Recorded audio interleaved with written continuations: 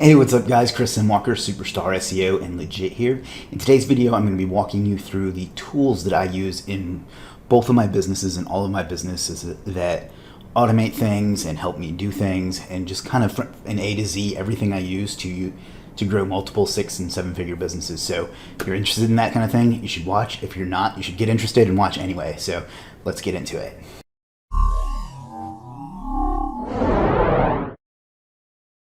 Alright guys, let's talk about tools. Now, before we dive into this, I'm almost certainly going to forget some because I don't use them that often or whatever. So I'll try to update in the description what I've left out if I find that I've left out something. And then I'm going to break it down basically into 3 categories: SEO tools, marketing tools, and then just general business tools. And I'm going to leave out stuff like, I don't know, Microsoft Office or Google Sheets or anything like that, because I think that's just kind of obvious and not really going to be all that helpful to you. So that's kind of the preface. Let's dive into it and start with SEO tools. All right, the first one I use is Audit.io. Now, to be clear, to be transparent, I guess, this is a tool that I created and own and run. But basically, it is a on-page competition analysis tool that's going to give you a quick and dirty look at all the things you need to do for your page to emulate what's already winning in Google. I'll do a separate video on it someday, but if you want for now, you can just check out this one on the sales page here and see how it works. So basically, you just put in your keyword and your URL, and it'll give you the results. You can remove the ones you don't want in there, and then it's going to tell you what to do. So that's the first one, Audit.io, and I'll link to all of these in the description. The second one I use is ImageMeta.io, and again, I don't own this one, but I am affiliated with it to some degree. But basically, this one is a image EXIF data editor. You can use it to geotag your images or set all the metadata on any image, and that way it can rank in Google or it can geolocate or whatever. Basically, all the properties, if you right click on an image and you look at the properties, it's going to let you set all of that. So it's really powerful, it's totally free, and it's just a great tool. There's a few others out there that have done it, but I haven't found one that works quite as smoothly and as comprehensively as this one does, especially for free. So the next one is Surfer SEO. This is similar to Audit, but it does some things that Audit doesn't do, and Audit does some things that it doesn't do. But it really just helps you analyze and optimize your content, and that way you can rank really easily just using on-page SEO. So it's really powerful. It's come a long way, and I'm going to be talking about it more in the future as well. So the next one is not really anything groundbreaking, but not many of these will be, and that's Ahrefs. I think it's a tiny bit overrated, but I do use it for link analysis and keyword discovery, meaning to see what keywords a site is ranking for. And those are kind of the 2 main things. I don't find its traffic estimate to be all that comprehensive, but those are the main 2 things. It does a lot of other stuff, and some people like it, but for me, those are the main 2 things I use it for, is link analysis. So let's do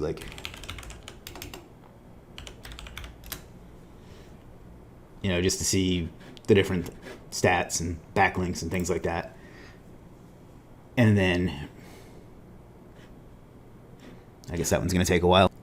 And then to just see what keywords we're ranking for. So obviously this one is Google.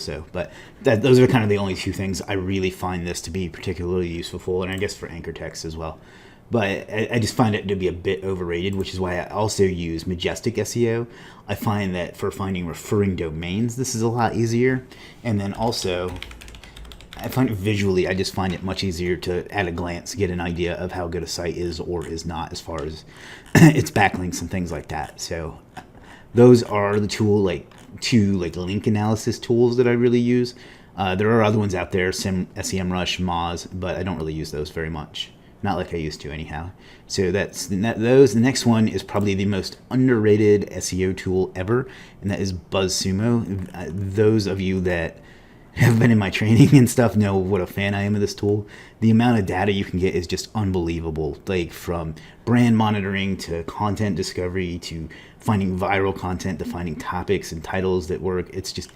It's so powerful for keyword research. There's so many things you can do with it. The only downside to BuzzSumo is it's quite pricey. So, God, I hate when sites do that. Like the one that I have is $2.99 a month. So obviously that's a pretty big investment if you're not going to be using it a lot. But for content marketing, it's just it cannot be beat. It's just such an amazing tool. I wish they had an affiliate program because I would promote it literally all day long. Yeah, but that's my favorite content research tool, keyword research tool, that sort of thing. BuzzSumo. I don't have it here. The only other keyword research tool that I really use anymore is Keywords Everywhere, which does have a fee now, but it's very minimal.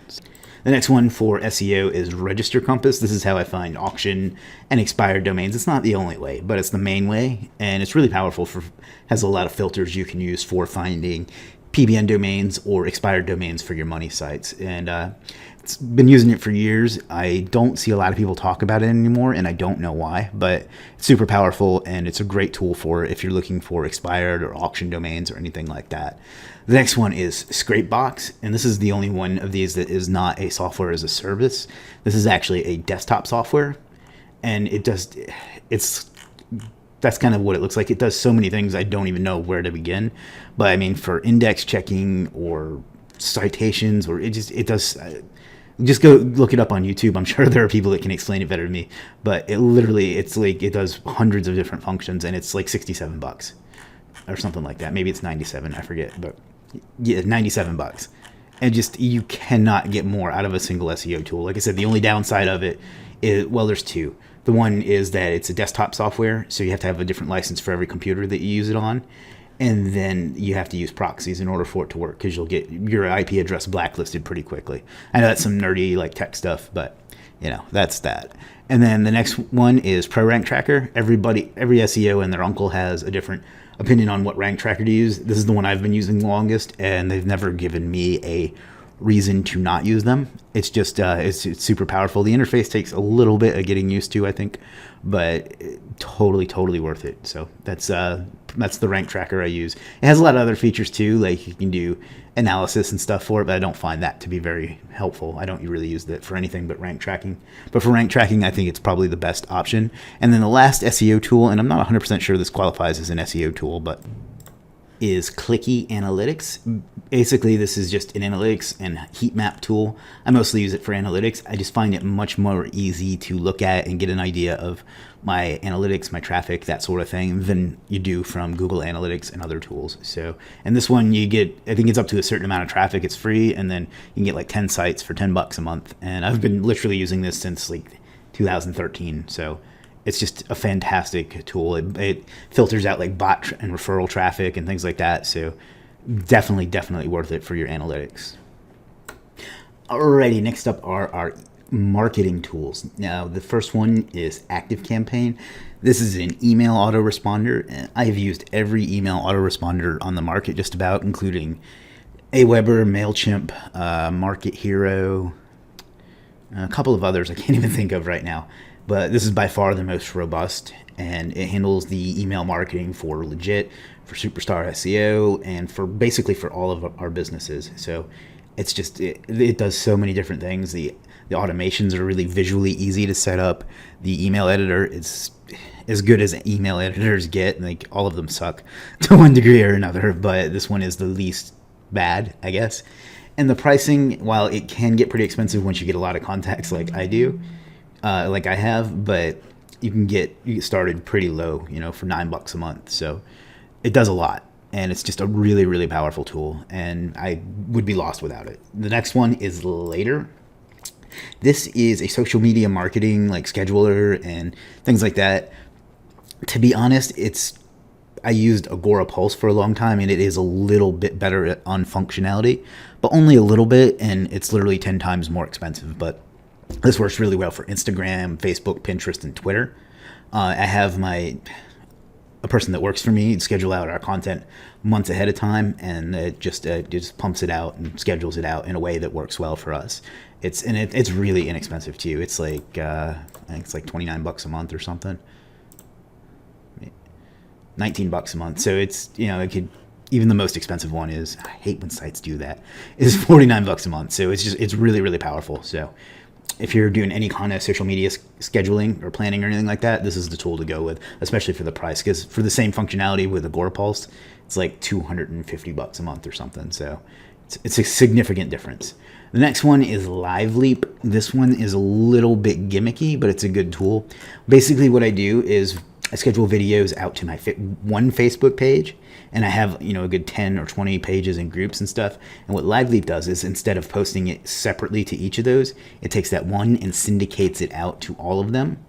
I'll kind of like this diagram here, and that way all the views are on one particular video, and then I can target people with ads that have watched those videos and advertise directly to them, and then create remarketing and stuff like that off of them. So this one's really cheap. It's like $10 a month or something. There's only a handful of places or a handful of types of businesses that would really need something like this. But if you do have a lot of social channels and you do some video, this is a great addition to your toolbox.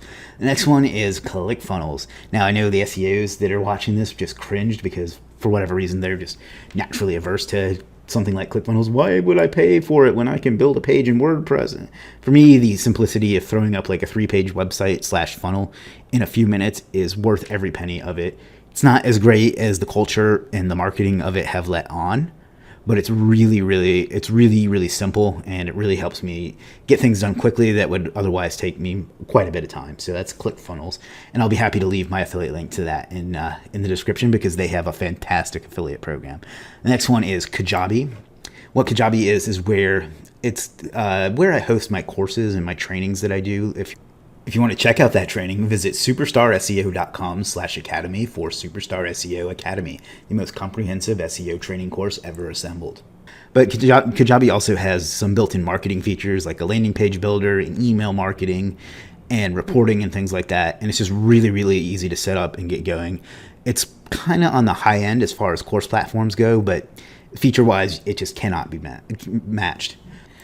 Next up is TubeBuddy. TubeBuddy is a Chrome extension. You can kind of see it right here that lets you do all sorts of different things with YouTube. It lets you do keyword research, make thumbnails, tags, all kinds of things. That it's been so integrated into my YouTube that when I log into another account or something, it looks naked without it. It's really powerful. It does a lot of cool stuff. If you're doing YouTube at all, you have to have this. And the pricing is obviously just ridiculously low. So if you do any kind of YouTube, you want to get this to help your keyword research, optimize your thumbnails, see what you're ranking for, and it literally has dozens and dozens of features. Let me just see if I can't bring it up real quick.